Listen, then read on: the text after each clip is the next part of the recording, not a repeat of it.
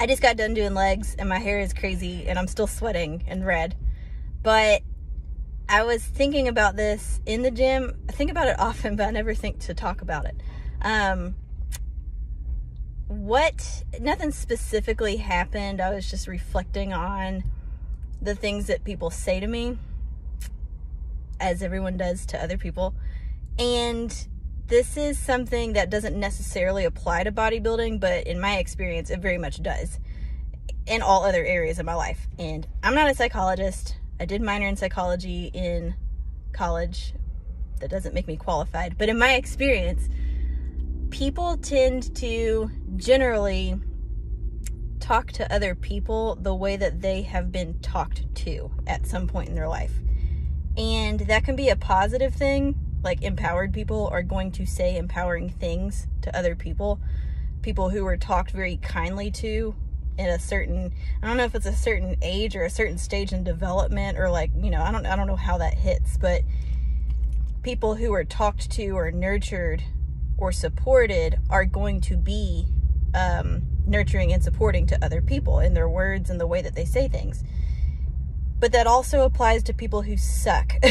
So if someone was talking to me and they say something very degrading or insulting or non-supportive or hurtful or of that nature, the first thing that I have to assume based on experience is that that person was talked to that way.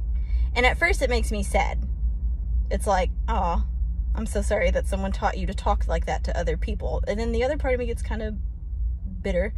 But what it does is it helps me diffuse my feelings and my reactions to be a little more neutral, because if I know that that person said something shitty about or to me, or they're just not a cool person, like, I hate to say it, if they just like are just a jealous person or a conniving person, I kind of give them like a little well wish in my head, and I'm like, oh, you know, bless you, bless your heart. And I try to give them the benefit of the doubt of the situation, that they're not just trying to be that way, but that they're actually hurting. Like, someone who says that I can't do something, or who laughs at me when I try something, they would respond that way, but deep down I know that they probably didn't have someone saying like, yeah, you can do it, or the opposite. They grew up with people telling them it can't be done, it's impossible for you.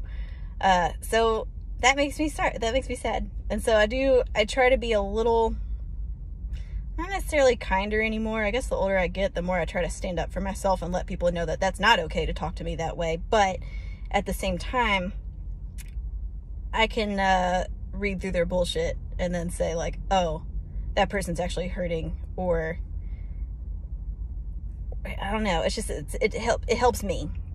Like I said, I'm not a psychologist. I don't know these things for, you know, the facts, the variables, and like the diagnosis of things, or, you know, how and when that takes place in someone's life. But I don't know, just recently I've had people say some things where I thought, why are you talking to me that way? I didn't do anything to you. And then I'm like, oh, Autumn didn't do something to you, but whatever I did summons up something where you were maybe in a similar situation, or a situation you wish you would have been, but someone else did that to you. And it's just, I just wanted to remind people of that, because especially in bodybuilding, one thing I warn my clients about when they first start getting into competing is that there is a separation where you do start to see people's true colors, and you either have really supportive people around you, or you start to recognize the people who aren't supportive, either to your face or behind your back, and you start to lose friends,